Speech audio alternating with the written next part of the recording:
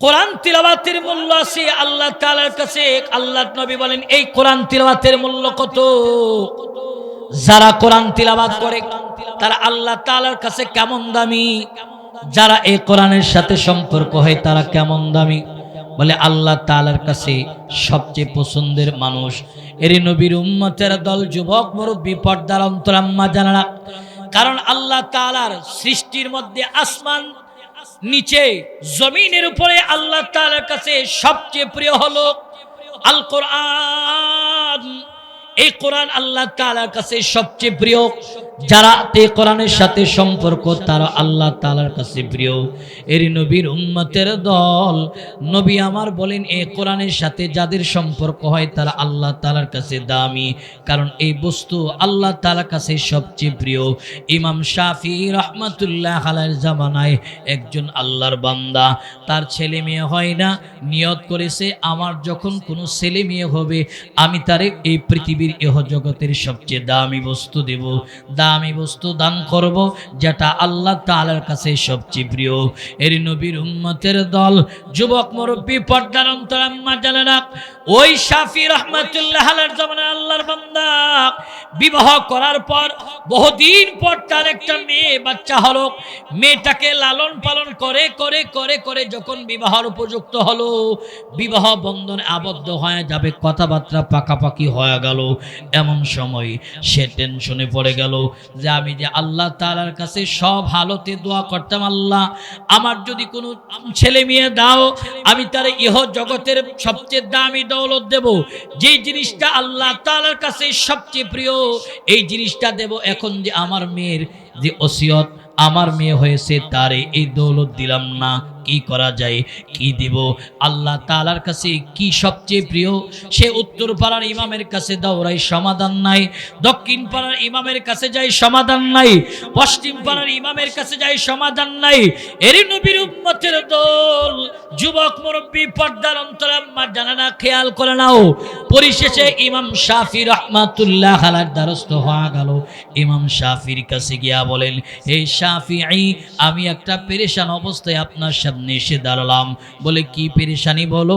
বলে আল্লাহ তাআলা যখন বিবাহর পর আমার ছেলে মেয়ে দিত না, আমি আল্লাহ তাআলার কাছে সব হালতে যখন দোয়া করতাম আর বলতাম আল্লাহ আমাকে যদি ছেলে মেয়ে দাও, ইহ জগতের দামি বস্তুটা তারে আমি দেব, যেই জিনিসটা আল্লাহ তাআলার কাছে সবচেয়ে দামি। এর নবীর উম্মতের দল, যুবক, মুরব্বী, পর্দার অন্তরাম্মা জানেনা, ইমাম শাফি বলেন তুমি কি দামি জিনিস দিতে চাও? বলে হ্যাঁ। বলে পৃথিবীর দামি জিনিস হলো আল কোরআন, যেটা আল্লাহ তাআলার কাছে সবচেয়ে দামি। আসমানের নিচে জমিনের উপরে আল্লাহর যত সৃষ্টি রয়েছে সবচেয়ে দামি হলো আল কোরআন। তুমি তোমার সন্তানকে একজিল কোরআন হাদিয়া দিয়া দাও, তোমার ওসিয়ত আদায় হয়ে যাবে। জোরে বলুন আল্লাহু আকবার। কোরআন আল্লাহ তাআলার কাছে দামি। এই কারণে জীবন্ত কোরআন, পৃষ্ঠার কোরআন যাদের সম্পর্ক হবে তারা আল্লাহ তাআলার কাছে দামি। কারণ এই জীবন্ত কোরআনের সাথে যাদের সম্পর্ক, এরা আপনাদেরকে সেদিন কিয়ামতের ময়দানে দেখে দেখে আল্লাহর জান্নাতে নিবে। জোরে বলুন আল্লাহু আকবার। أما بعد فأعوذ بالله من الشيطان الرجيم. بسم الله الرحمن الرحيم. إنا نحن نزلنا الذكر وإنا له لحافظون. وعن سيد الجن والبشر رضي الله تعالى عنه قال قال رسول الله صلى الله عليه وآله وسلم يقال لصاحب القرآن اقرأ وارتقي ورتل كما كنت ترتل في الدنيا فإن منزلك عند آخر آية تقرأها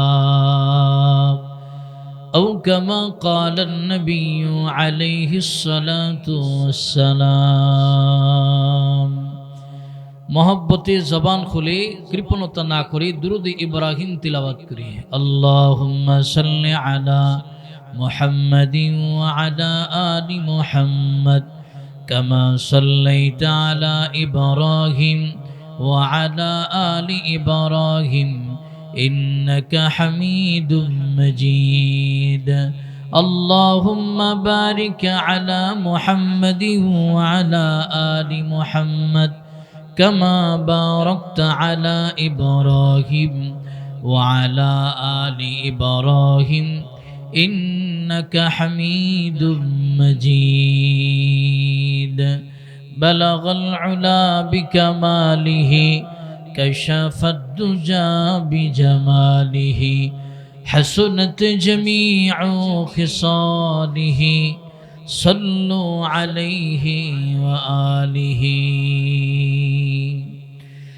الحمد لله দারুল উলুম আলোকদিয়া মাদ্রাসা ও জামিয়া রুকিয়া মহিলা মাদ্রাসা কর্তৃক আয়োজিত 13তম বার্ষিকী আজিম শান ইসলামী মহাসম্মেলন মহতি ইসলামী মহাসম্মেলনের চলমান অধিবেশনে চলমান নজনীর মোহতারাম সম্মানিত সভাপতি মঞ্চে উপস্থিত জাতির মাতার মকর জাতির শ্রেষ্ঠ সন্তান হযরত কাসেম নানুতবি হুসাইন আহমদ মদনী রাহিমাহুল্লাহের সুযোগ্য উত্তরসূরি বুজুর্গ আল্লামা হযরত আজিজ তুলাবা সম্মুখপানে উপস্থিত দিন প্রিয় ইসলাম প্রিয় মুরব্বিনে আওয়াম সমবয়সী আমার কলিজার টুকরা যুবক বন্ধুগণ স্নেহের ছোট ভাই পর্দা আর অবস্থানরত শ্রদ্ধেয়া সম্মানিতা মা ও বোনেরা মহান আল্লাহ পাক রব্বুল আলামিনের দরবারে আলিশানে শুকর আদায় করছি যে আল্লাহ পাক রব্বুল আলামিন কোরআনের মজলিসে উলামায়ে কেরামের জবান থেকে গুরুত্বপূর্ণ নসিহা শোনার জন্য কবুল এবং মঞ্জুর করেছেন সেজন্য রব্বে কারিমের শাকানো ভাষায় হৃদয়ের আবেগ অনুভূতি উজাড় করে শুকর আদায় করছি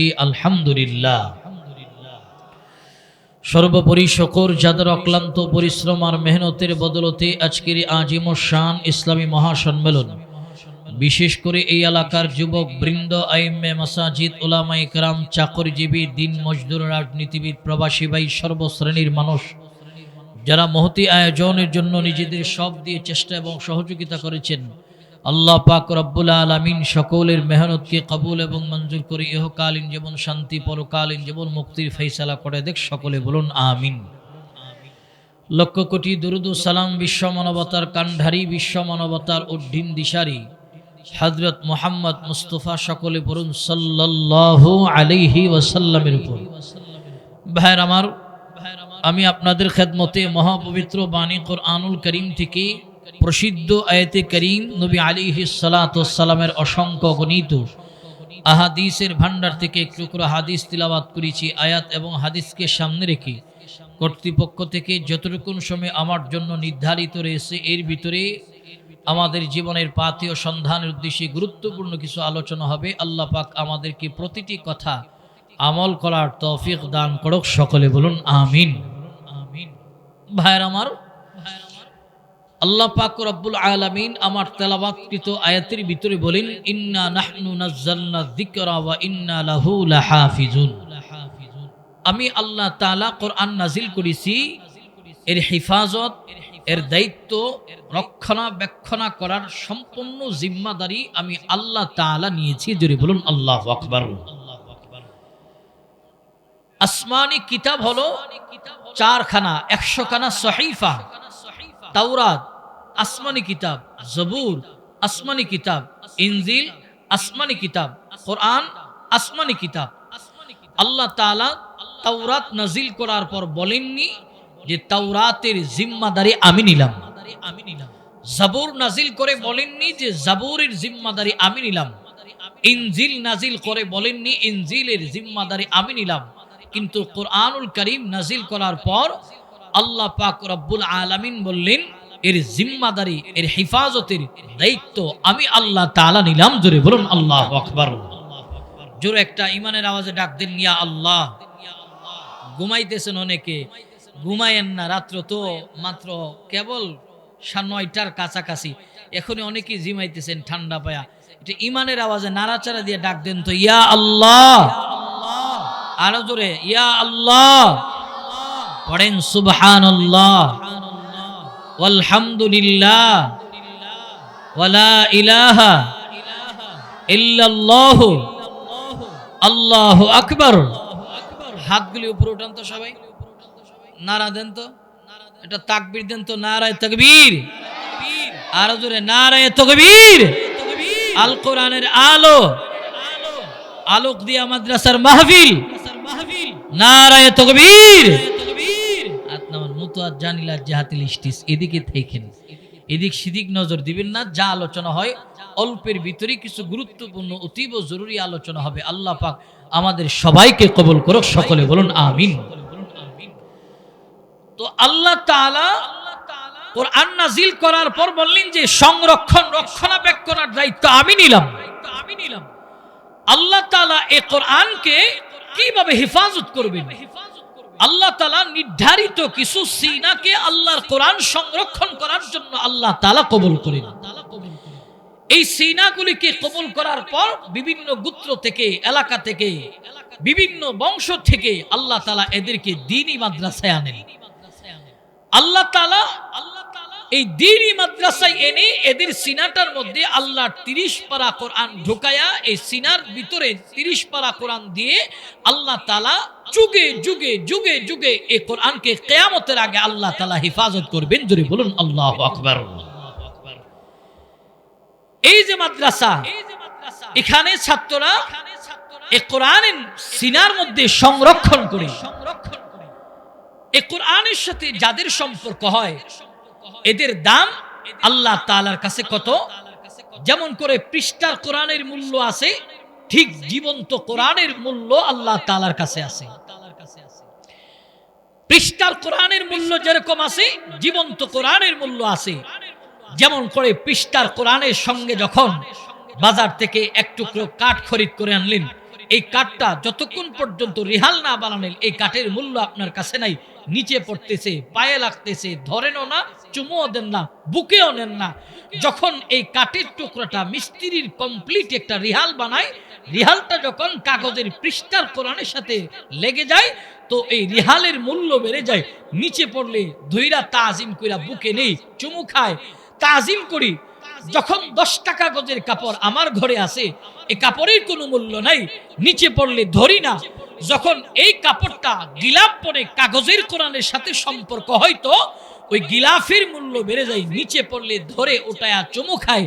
ঠিক যারা জীবন্ত কোরআনের সাথে সম্পর্ক হবে আল্লাহ তাআলার কাছে তারা এতটাই দামি, দুনিয়া তো তারা দামি, পরকালও জীবন্ত কোরআনের সাথে সম্পর্ক থাকার কারণে তারা আল্লাহর জান্নাতের মেহমান বনে যাবে। জোরে বলুন সুবহানাল্লাহ।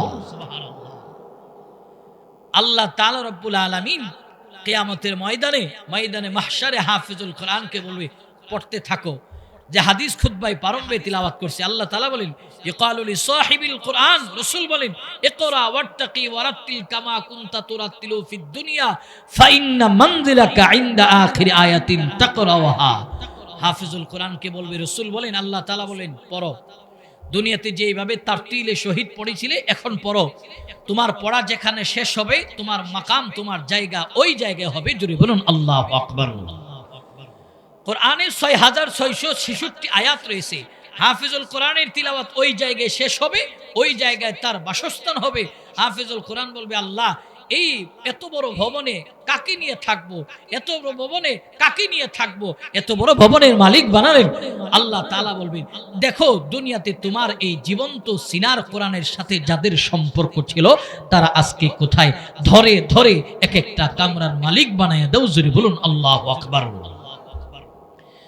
তো পৃষ্ঠার কোরআনের মূল্য যেরকম আছে, জীবন্ত কোরআনের মূল্য আল্লাহ তাআলার কাছে আছে। এই কারণে জীবন্ত কোরআনের সাথে আমাদের সম্পর্ক লাগাতে হবে। পৃষ্ঠার কোরআনের সাথে সম্পর্ক আমাদের নেই, জীবন্ত কোরআনের সাথে আজকে আমাদের সম্পর্ক নেই। আজকে পৃষ্ঠার কোরআন আমার আপনার প্রতিটা মুসলমানের ঘরেই আছে, যত্ন নাই, ধরিও না। বৎসরে একবার আসলে আমি রমাদানুল কারীমে কোরআন খুঁজি, কোরআন খুঁজতে গিয়ে দিই কোরআনের উপরে 1 ইঞ্চি সম পরিমাণ ময়লা আবর্জনা জমা হয়ে আছে। অথচ আমার আপনার ঘরে শয়তানের বাক্স, টেলিভিশনের খুব যত্ন আছে, দৈনন্দিন 5 বার 10 বার এটারে পাক সাফ সাফাই করা হয়, কিন্তু কোরআনের মূল্য নাই। এই কারণে আমাদের ঘর, এলাকা, পরিবেশ থেকে আল্লাহ তাআলা রহমত, বরকত সব কিছু উঠে যাচ্ছে। জোরে বলুন ঠিক কিনা? কারণ কোরআন তিলাওয়াতের কারণে আল্লাহ তাআলা সব কিছুর ভিতরে বারাকা দেই। জোরে বলুন আল্লাহু আকবার। ভাইরা আমার, রাহমাতাল লিল আলামিন আবার বললেন, জীবন্ত কোরআনের সাথে যাদের সম্পর্ক হবে তাদের দাম আল্লাহ তাআলার কাছে এত বেশি হয়ে যাবে। পৃষ্ঠার কোরআনের সাথে যাদের মূল্য সহবত লাগবে তারা আল্লাহ তাআলার কাছে দামি। এর নবীর উম্মতের দল। অতএব পৃষ্ঠার কোরআনের যেমন মূল্য আছে হে মুমিন, কাগজের কোরআনের যেমন মূল্য আছে, জীবন্ত কোরআনের মূল্য আল্লাহ তাআলার কাছে আছে। যারা পৃষ্ঠার কোরআনের সাথে সম্পর্ক হয় আল্লাহ তাআলা এই তিলাওয়াতের বরকতে তার ঘরের ভিতরে খায়র বরকত নাজিল ফরমায়, এলাকার ভিতরে বরকত দেয়, দেশের ভিতরে বরকত দেয়। যে এলাকার ভিতরে পৃষ্ঠার কোরআনের সাথে সম্পর্ক থেকে তিলাওয়াতে কোরআন হয়, এই এলাকার ভিতরে এত বরকত আল্লাহ তাআলা, এত বরকত দেন, এত রহমত দেন, যেটা আমরা নিজের চোখে দেখি না। হে মুমিন, যদি দেখতাম তিলাওয়াতে কোরআন আমার ঘর থেকে আজকে বন্ধ হতো না। আগে তিলাওয়াতে কোরআন প্রতিটা মুসলমানের ঘরে হতো। ফজরের পর গুনগুন গুনগুন সুরে মহিলারা তিলাওয়াত করত, পুরুষেরাও তিলাওয়াত করত। এখন ফজরের পরে আমাদের মুসলমানদের ঘরের ভিতরে তিলাওয়াতে কোরআন নাই। অথচ রাহমাতাল লিল আলামিনের সাহাবীদের খবর নাও, নবীর সাহাবীরা তিলাওয়াতে কোরআনের কত মূল্য দিত। তিলাওয়াতে কোরআন সাহাবীরা এমন ভাবে করতেন, আজকে তো আমার ফজরের পর আমার কাজ আরম্ভ হয়, গান শুনে শুনে শুনে শুনে আমার কাজ আরম্ভ হয়। এ মুসলমান মুমিনেরা শোনো, ফজরের পরে আমি কাজ আরম্ভ করি, তিলাওয়াতে কোরআন আমার নাই। দোকানে আপনি দোকান খুলতে গেলেন, তিলাওয়াতে কোরআন যতটুকু পারেন ততটুকুই করেন। আপনি সূরাতুল ফাতিহা পড়েন, ফাতিহা পড়েন, কিন্তু সূরাতুল ফাতিহা পড়ি না, তিলাওয়াতে কোরআন নাই। দোকানি দোকান খুলে গান স্টার্ট দিয়া গান শুনে শুনে দোকান খুলে আপনি ব্যবসা করলেন। এই ব্যবসার ভিতরে আল্লাহ তাআলা বারাকা দেবে না। নবী বলেন তিলাওয়াতে কোরআনের মাধ্যমে ব্যবসায়ী তার ব্যবসা যখন স্টার্ট করবে, এর ভিতরে আল্লাহ তাআলার বরকত আর রহমত দিবে। জোরে বলুন সুবহানাল্লাহ। ব্যবসায়ী আজকে তার ব্যবসা খুলবে তো তিলাওয়াতে কোরআন নাই।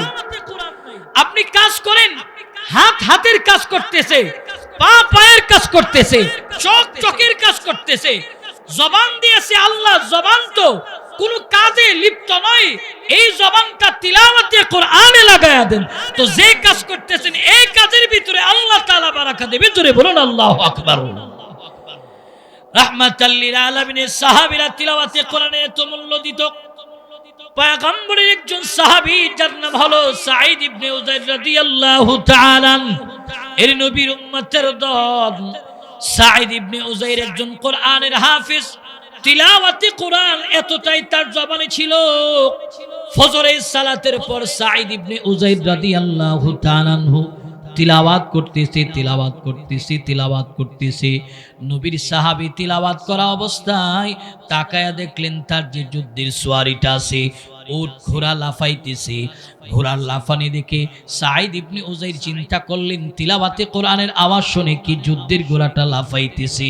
রাহমাতাল লিল আলামিনের সাহাবী সাঈদ ইবনে উযাইর পরক্ষণে তাকায়া দেখলেন তার ছোট্ট একটা বাচ্চা 6 বছর বয়সে দরজার সামনে চলে আসলো। সাঈদ ইবনে উযাইর রাদিয়াল্লাহু তাআলা চিন্তা করল, এখন যদি আমি আমার এই ছোট্ট বাচ্চাটারে ঘরের ভিতরে দিয়া না আসি, তাহলে ঘোড়াটা যদি বাঁধন চিরে আমার বাচ্চাটার উপরে আক্রমণ করতে পারে। এর নবীর উম্মতের দল, যুবক মুরব্বী, পর্দার অন্তর আম্মা জানেরা, খেয়াল করেন তিলাওয়াতে কোরআনের কত বরকত। সাঈদ ইবনে উযাইর রাদিয়াল্লাহু তাআলা চিন্তা করিয়া তিলাওয়াত বন্ধ করলো। তিলাওয়াত বন্ধ করে ছোট্ট বাচ্চাটারে ঘরের ভিতরে দিয়ে আসলো। ঘরের ভিতরে দিয়ে ঈশা নবীর সাহাবী দরজার মধ্যে দাঁড়ালো। দরজার মধ্যে দাঁড়ায়া নজর আকাশের দিকে উঠলেন, তাকায়া দেখলেন আকাশ থেকে মেঘের একটা খণ্ড সাঈদ ইবনে উযাইরের বাড়ির দিকে নেমে আসতেছে। এই দৃশ্য দেখার পর সাঈদ ইবনে উযাইর রাদিয়াল্লাহু তাআলা আতঙ্কিত হয়ে গেল। এর নবীর উম্মতের দল, যুবক মুরব্বী, পর্দার অন্তরের আম্মা জানেরা, সাঈদ ইবনে উযাইর আতঙ্কিত হয়া দৌড়ায় আল্লাহর পয়গম্বরের কাছে গেল। নবীর কাছে গিয়া সালাম দিয়েছে। নবী আমার বললেন, এরে সাঈদ, কেন পেরেশান অবস্থায় আমার বাড়িতে আসলা?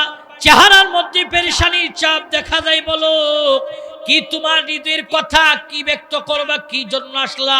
সাঈদ ইবনে উযাইর বলে, পয়গম্বর আজীব এক ঘটনা দেখলাম। কি ঘটনা বলো? বলে, আমি তিলাওয়াত করতেছিলাম ফজরের পরে, তিলাওয়াত করা অবস্থায় তাকায়া দেখলাম আমার যে যুদ্ধের ঘোড়াটা আছে এটা লাফাইতেছে। আবার পরক্ষণেই তাকায়া দেখলাম ছোট বাচ্চা, আমার 6 বছরের বাচ্চাটা দরজার সামনে আসলো। আমি তারে ঘরের ভিতরে দিয়া দরজার সামনে দাঁড়ালাম। দাঁড়ায়া দেখলাম আকাশের একটা মেঘের খণ্ড আমার এলাকার ঘরের দিকে আসতেছে। নবী আমার বললেন, তুমি কি অবস্থায় ছিলা? বলে, রাসূল তিলাওয়াত করতেছিলাম। নবী আমার মুস্কি হাসি দিয়া বললেন, এরে সাঈদ ইবনে উযাইর, কেন তিলাওয়াত বন্ধ করলা?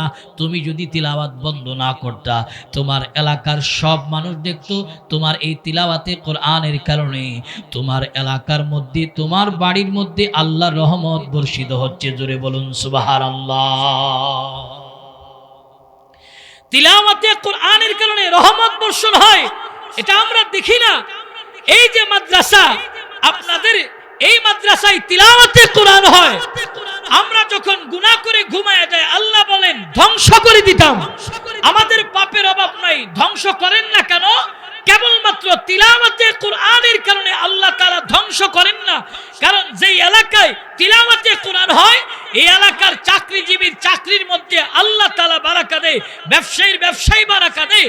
আল্লাহ তাআলা তিলাওয়াতে কোরআনের বরকতে কৃষি জমির কৃষকদের আল্লাহ তাআলা কৃষি জমিতে বারাকা বাড়ায় দেয়। জোরে বলুন আল্লাহু আকবার। তিলাওয়াতে কোরআনের এত মূল্য, কিন্তু তিলাওয়াতে কোরআন আজকে আমাদের নাই। আমরা কোরআন থেকে নিজেদেরকে দূরে সরাইতে আরম্ভ করলাম। যেমন করে পৃষ্ঠার কোরআন থেকে নিজেদেরকে আলাদা করতেছি, জীবন্ত কোরআন থেকেও নিজেদেরকে আলাদা করতেছি। আজকে জীবন্ত কোরআন থেকেও আলাদা, পৃষ্ঠার কোরআন থেকেও আলাদা। অথচ এই কোরআনকে যারা ত্যাগ করে, এদের ইতিহাস ভালো নয়, এদের ধ্বংস অনিবার্য। মুসলমান ভাইয়ের আমার, স্পেনের ইতিহাস কি ছিল? স্পেনে মুসলমানরা 800 বছর রাজত্ব করেছে। স্পেন যখন খলিফা ওয়ালিদ বিন মালিকের শাসনামলে তারিক বিন জিয়াদের নেতৃত্বে রাজা রডারিকের 1 লক্ষ সৈন্যের মোকাবেলায় তারিক বিন জিয়াদ কেবলমাত্র 12,000 সৈন্য নিয়ে স্পেন বিজয় করেছিল। স্পেন বিজয় করার পর মুসলমানরা 800 বছর স্পেন শাসন ক্ষমতায়। এরপরের ইতিহাস কি? মুসলমানরা তারা জীবন্ত কোরআনের সঙ্গে সম্পর্ক ছিল না, পৃষ্ঠার কোরআনকে তারা ত্যাগ করতে আরম্ভ করলেন। পরিণামে কি হলো? রানী ইসাবেলার শাসনামলে 7 লক্ষ মুসলমানকে একসাথে আবদ্ধ করে পুড়িয়ে হত্যা করলেন। স্পেনের ইতিহাস থেকে মুসলমানদের নামকে চিরতরে মুছে ফেলা হলো। আর যদি মুসলমানরা নিজেদের অবস্থান থেকে দূরে না সরে যেত, কোরআন এবং সুন্নাহ থেকে দূরে না যেত, স্পেনের রাষ্ট্র ক্ষমতা মুসলমানরাই থাকতো। ঠিক আজকে আমাদের অবস্থা সেম হলো। জীবন্ত কোরআনের সাথে সম্পর্ক নাই, পৃষ্ঠার কোরআনের সাথেও আমাদের সম্পর্ক নেই। এই কারণে কোরআন তিলাওয়াতের মূল্য আছে। হ্যাঁ মুমিন, কোরআন তিলাওয়াতের মূল্য আছে আল্লাহ তাআলার কাছে। আল্লাহর নবী বলেন, এই কোরআন তিলাওয়াতের মূল্য কত? যারা কোরআন তিলাওয়াত করে তারা আল্লাহ তাআলার কাছে কেমন দামি, যারা এই কোরআনের সাথে সম্পর্ক হয় তারা কেমন দামি। বলে, আল্লাহ তাআলার কাছে সবচেয়ে পছন্দের মানুষ এর নবীর উম্মতের দল, যুবক মুরব্বী, পর্দার অন্তরাম্মা জানারা। কারণ আল্লাহ তাআলার সৃষ্টির মধ্যে আসমান নিচে জমিনের উপরে আল্লাহ তাআলার কাছে সবচেয়ে প্রিয় হলো আল কোরআন। এই কোরআন আল্লাহ তাআলার কাছে সবচেয়ে প্রিয়। যারা এই কোরআনের সাথে সম্পর্ক তারা আল্লাহ তাআলার কাছে প্রিয়। এর নবীর উম্মতের দল, নবী আমার বলেন, এই কোরআনের সাথে যাদের সম্পর্ক হয় তারা আল্লাহ তাআলার কাছে দামি। কারণ এই বস্তু আল্লাহ তাআলার কাছে সবচেয়ে প্রিয়। ইমাম শাফিঈ রাহমাতুল্লাহ আলাইহির জামানায় একজন আল্লাহর বান্দা, তার ছেলে মেয়ে হয় না, নিয়ত করেছে আমার যখন কোনো ছেলে মেয়ে হবে আমি তারে এই পৃথিবীর ইহ জগতের সবচেয়ে দামি বস্তু দেব, দামি বস্তু দান করব, যেটা আল্লাহ তাআলার কাছে সবচেয়ে প্রিয়। এর নবীর উম্মতের দল, যুবক মুরব্বী, পর্দার অন্তর আম্মা জানেনা, ওই শাফি রহমাতুল্লাহ আলাইহির জামানার আল্লাহর বান্দা বিবাহ করার পর বহুদিন পর তার একটা মেয়ে বাচ্চা হলো। মেয়েটাকে লালন পালন করে করে করে করে যখন বিবাহের উপযুক্ত হলো, বিবাহ বন্ধনে আবদ্ধ হয়ে যাবে, কথাবার্তা পাকাপাকি হয়ে গেল, এমন সময় সে টেনশনে পড়ে গেল যে আমি যে আল্লাহ তাআলার কাছে সব হালতে দোয়া করতাম, আল্লাহ আমার যদি কোনো ছেলে মেয়ে দাও, আমি তার ইহ জগতের সবচেয়ে দামি দৌলত দেব, যেই জিনিসটা আল্লাহ তাআলার কাছে সবচেয়ে প্রিয়, এই জিনিসটা দেব। এখন যে আমার মেয়ের যে ওসিয়ত, আমার মেয়ে হয়েছে, তারে এই দৌলত দিলাম না, কি করা যায়, কি দিব? আল্লাহ তাআলার কাছে কি সবচেয়ে প্রিয়? সে উত্তর পাড়ার ইমামের কাছে দৌড়াই, সমাধান নাই। দক্ষিণ পাড়ার ইমামের কাছে যাই, সমাধান নাই। পশ্চিম পাড়ার ইমামের কাছে যাই, সমাধান নাই। এরই নবীর উম্মতের দল, যুবক মুরব্বী, পর্দার অন্তর আম্মা জানেনা, খেয়াল করে নাও। পরিশেষে ইমাম শাফি রাহমাতুল্লাহ আলাইহির দ্বারস্থ হয়ে গেল। ইমাম শাফির কাছে গিয়া বলেন, এই শাফিঈ, আমি একটা পেরেশান অবস্থায় আপনার সামনে এসে দাঁড়ালাম। বলে, কি পেরেশানি বলো? বলে, আল্লাহ তাআলা যখন বিবাহর পর আমার ছেলে মেয়ে দিত না, আমি আল্লাহ তাআলার কাছে সব হালতে যখন দোয়া করতাম আর বলতাম, আল্লাহ আমাকে যদি ছেলে মেয়ে দাও, ইহ জগতের দামি বস্তুটা তারে আমি দেব, যেই জিনিসটা আল্লাহ তাআলার কাছে সবচেয়ে দামি। এর নবীর উম্মতের দল, যুবক মুরব্বী, পর্দার অন্তর আম্মা জানেনা, ইমাম শাফি বলেন, তুমি কি দামি জিনিস দিতে চাও? বলে, হ্যাঁ। বলে, পৃথিবীর দামি জিনিস হলো আল কোরআন, যেটা আল্লাহ তাআলার কাছে সবচেয়ে দামি। আসমানের নিচে, জমিনের উপরে আল্লাহর যত সৃষ্টি রয়েছে, সবচেয়ে দামি হলো আল কোরআন। তুমি তোমার সন্তানকে একজিল কোরআন হাদিয়া দিয়া দাও, তোমার ওসিয়ত আদায় হয়ে যাবে। জোরে বলুন আল্লাহু আকবার। কোরআন আল্লাহ তাআলার কাছে দামি। এই কারণে জীবন্ত কোরআন, পৃষ্ঠার কোরআন যাদের সম্পর্ক হবে, তারা আল্লাহ তাআলার কাছে দামি। কারণ এই জীবন্ত কোরআনের সাথে যাদের সম্পর্ক, এরা আপনাদেরকে সেদিন কিয়ামতের ময়দানে দেখে দেখে আল্লাহর জান্নাতে নিবে। জোরে বলুন আল্লাহু আকবার।